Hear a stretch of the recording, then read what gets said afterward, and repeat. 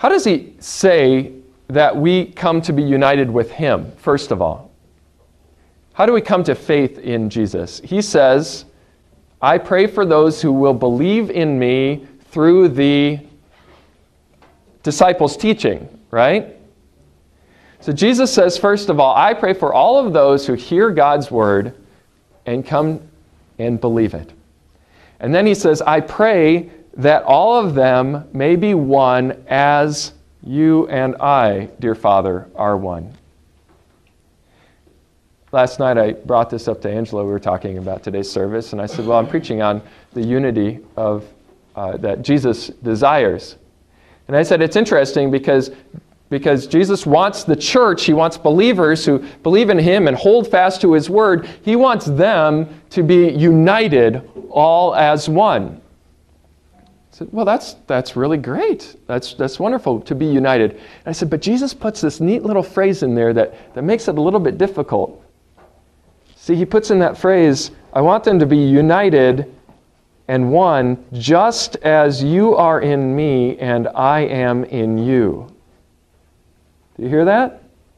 I want all these believers to be united in exactly the same way that I'm united to you, Father.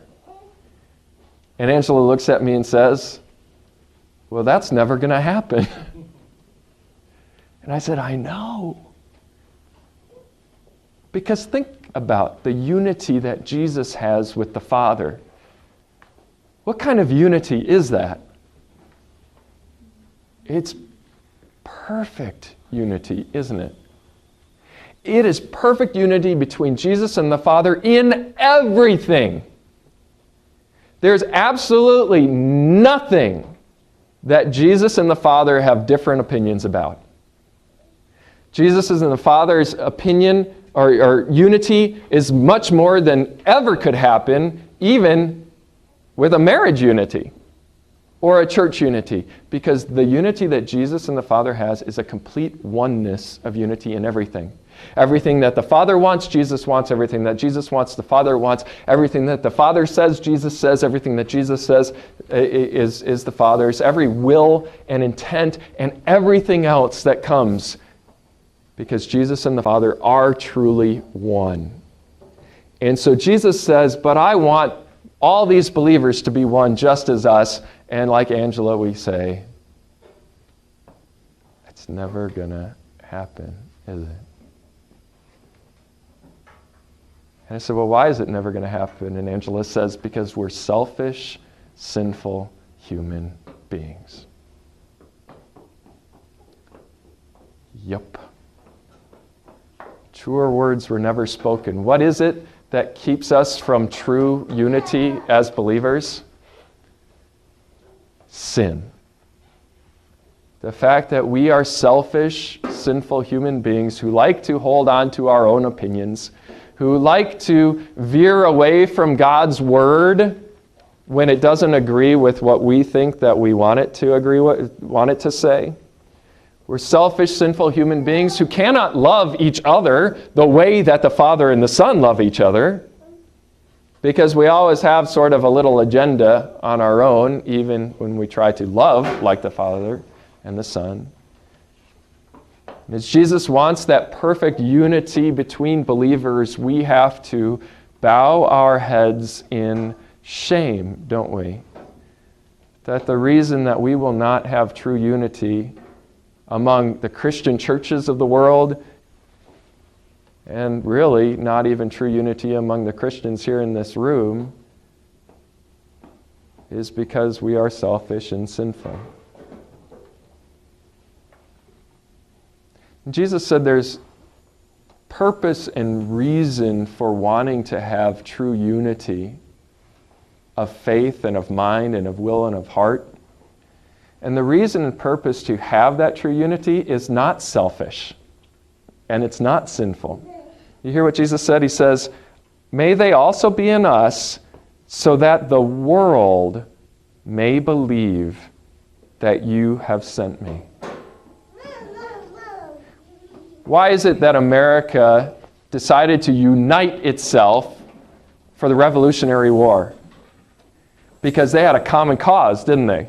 They had a common goal. They had a common desire that they be recognized by the world as a united bunch standing under the flag of freedom. Why is it that Americans seem to unite more after 9/11? Because they had a common enemy to fight again.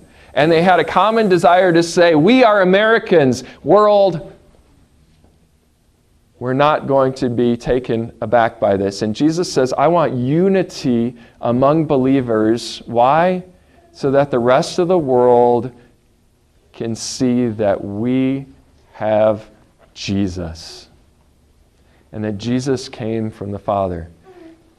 And it makes mission work very difficult when you have disunity. People will come into a church and they'll leave and they'll say, well, I don't want to be part of that church because the people are just backbiting each other. Man, they're not united. They hate each other. I don't want to be part of that. And people see that and they recognize it.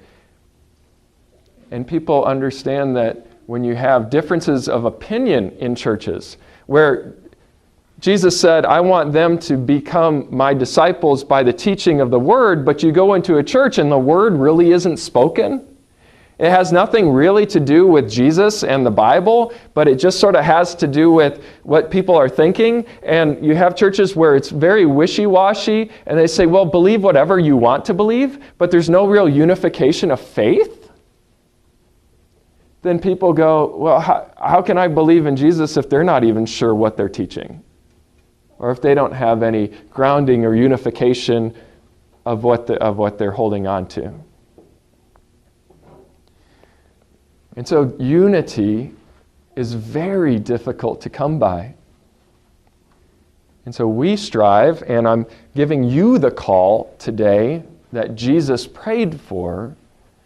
We will never be perfectly united because we are sinful, selfish human beings. And we're going to have differences of opinion. But the one thing that the Father and the Son truly have is they truly have a love and a desire to show themselves to the world.